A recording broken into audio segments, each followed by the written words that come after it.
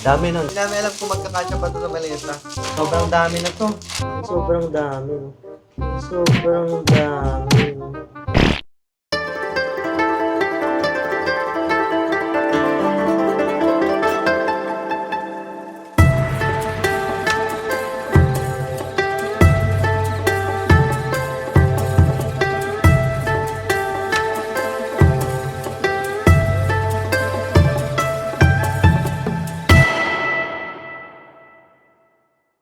Good morning, Guys. Ito na yung last day namin ni Gabi sa Bangkok. Dapat kahapon mag-Thailand Hall kami after nung massage. Pero hindi na namin kinaya. Nakatulog na kami. So ngayon na lang kami magta-Thailand Hall bago namin iligpit sa mga maleta na pamili namin na sana mag-cash. Papakita muna namin day 1 sa Chatuchak. Unahin muna namin sa mga damit na pinamili namin sa family for family. Ayan. Unahin muna ni Gabi yung sa kanya. Pero halos same lang naman kami. Mga t-shirt. Iba-ibang ano lang, iba-ibang design, kulay. Ayan, ganito. Na may mga nakasulat na Thailand.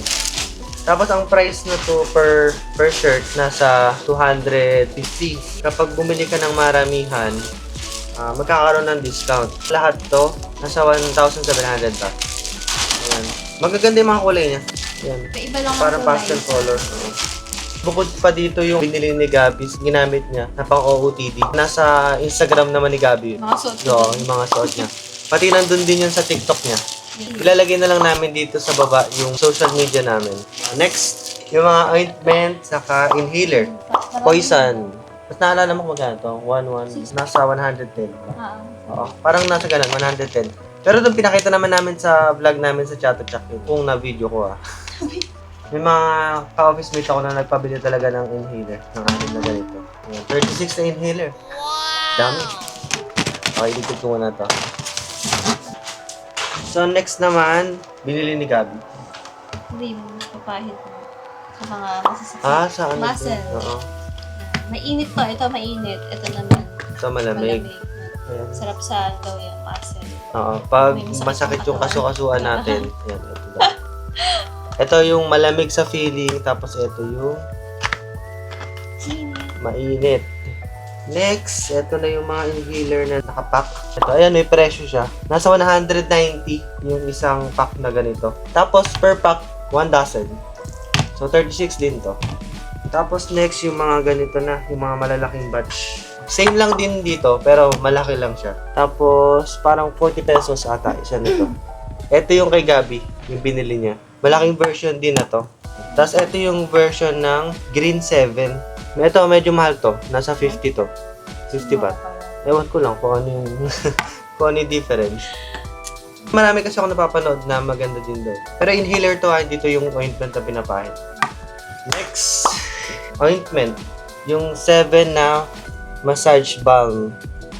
Alam ko nasa 420 to. Depende sa store. Pwede nyo i-try yung yung mga ganitong massage balm.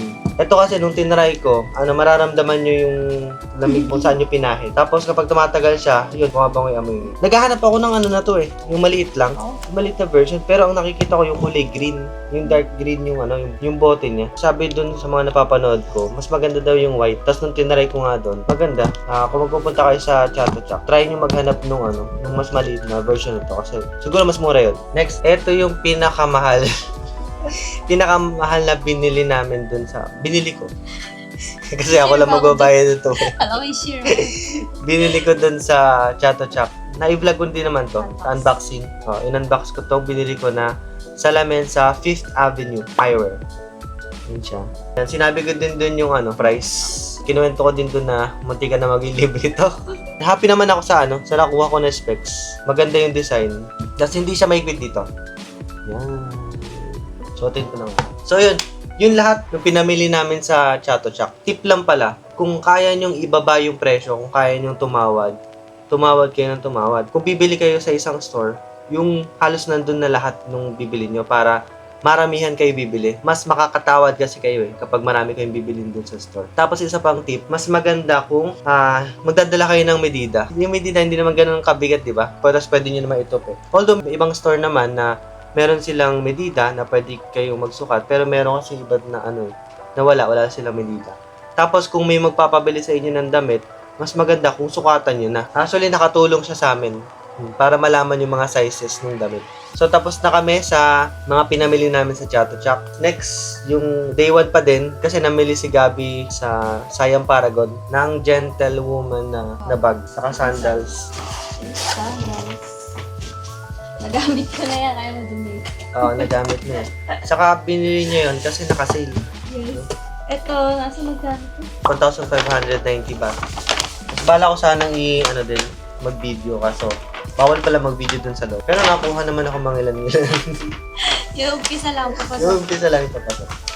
Bawal pala mag-video para sana magkaroon kayo ng idea kung magkano yung mga prices ng mga bags, damit, saka shoes. Yung shoes na yun. Meron din Sandals. sandals. Next! Ano to? Ano siya, parang... kababal. Balabal. Yung manipis na inalagay kapag malamig. Yun, balabal pala. Ano to? Kababal. Balabal. 350 yata. Buy one take one to. Pero yun lang yung binili namin ng day 1. Next! Doon naman tayo sa day 3. Ito yung highlight ng Bangkok namin kasi dito kami nag-tour sa Pattaya. Yung tour namin sa Pattaya, 3 yung lugar na pinuntahan namin. Una yung sa Sanctuary of Truth, pangalawa Nong Nooch. Di ko alam kung Nong Nooch yun or Nong Nook Garden. So kung kayo na bahala. Panghuli yung Mong Chang Cafe. Ito binili namin sa Jad's Fair. Jad's Fair, sa bagong Jad Fairs sa Ratchada. Ayan, ito. Meron sila dun na 3,100. Medyo mahal dun sa sa Jad Fairs. Kaya kung bibili kayo ng mga ganitong ref magnet, talagang dayuhin nyo na yung yung Chatuchak. Doon maraming mura. Yun. Sabi din nung tour guide namin na si Nuni, medyo expensive nga daw dun sa Jad Fairs. Yung mga pagkain, yung mga damit.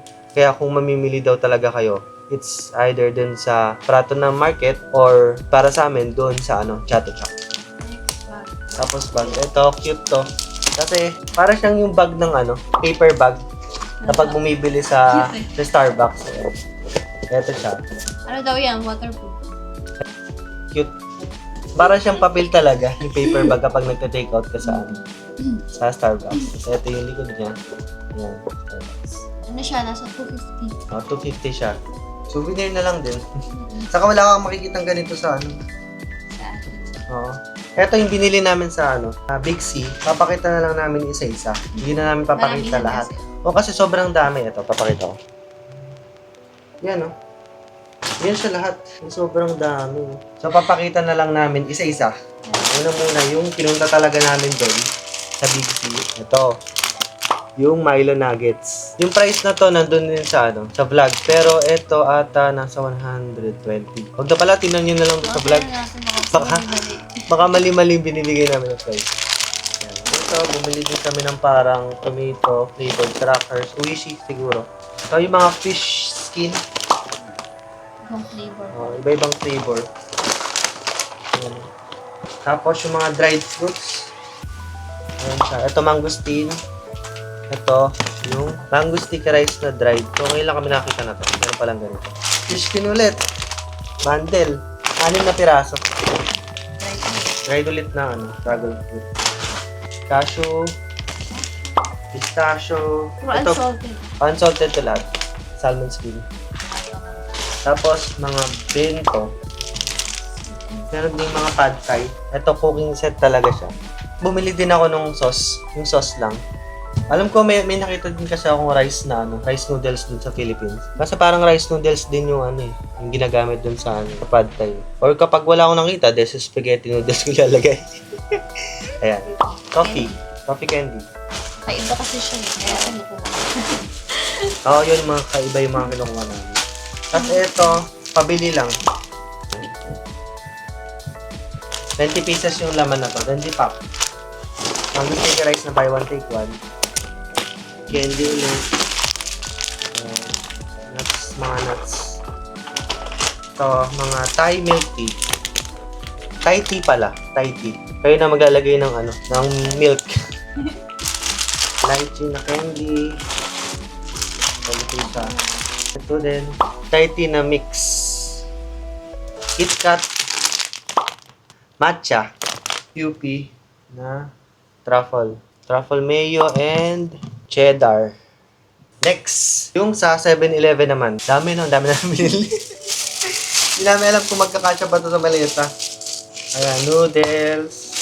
Spicy. Hindi kasi gusto spicy. Mahilig si Gabi sa spicy. Tapos, ito ulit. Nuts ulit. Try ko din, colon. Kasi kakaiba. Baba. Guwaba. Kaiba kasi. Ulit pa. Tinapay. Kakaiba. Sana umabot pa ito sa Pilipinas. Yan, KitKat. Saka yung yung nauuso na pandan na may coconut. Pandan custard pala. Pandan custard tapos with young coconut. Doon pala, nag-try din kami yung drink na may banana saka chocolate na pinalahaw. Tinan nyo sa TikTok ni Gabi. Sarap. Sarap na. Tapos nag-try din kami doon yung mga mina-microwave na hotdog. Yung naka-stick na. Sarap. So, masarap din yun. Try nyo din kapag nagpunta kayo dito. Ice cream. Saka ice cream. Nung binili kasi namin to nakaganito. Per piraso. Tapos pagkatapos nun, nanap namin kung nasa yung ice cream. Nakalagay na pala siya dito. So, nilagay nila dito para hindi agad malusaw. Yun. Thoughtful. Sobrang thoughtful ng mga ng mga type. Magnum na matcha flavor. Tapos, Milo. So, last, papakita namin yung mga binigay na freebies ni Nuni. Sobrang dami na to. Yan, ito. Tinatry namin hanapin sa sa Big C. Hindi namin makita. Parang chewy na na lemon. Sarap na to. Saka ito. Tapos yan, nagbigay din ng ganito, yung mga teddy bear. Tapos ito, maliliit na labubo to. Halos mga labubo yung mga pinamigay niyo. Elephant, keychain, labubo. Baitag. Price mo yun, di ba? Price ko to. Kasi nagtanong siya. Tapos, ako yung nakasagot. Yung tanong niya. Pabibo eh. Pabibo. Ito ka. Price. Right cake. Saka ito pa. Na. Ayan, nagamit ko na. Mga freebie lang yan ni Nuni. Ito lahat. Dami, no? Yan lahat ng freebie niya. So, kung nagustuhan nyo yung video na to ng Thailand Haul, pakiclick yung like button tapos i-subscribe nyo na din yung channel namin. Follow nyo kami sa mga social media accounts namin, sa Instagram, sa TikTok. Yan, marami din kaming ina-upload ng mga tips dyan sa mga lugar na pinupuntahan namin. See you doon sa next vlog namin, yung pauwi na sa Pilipinas. Bye-bye!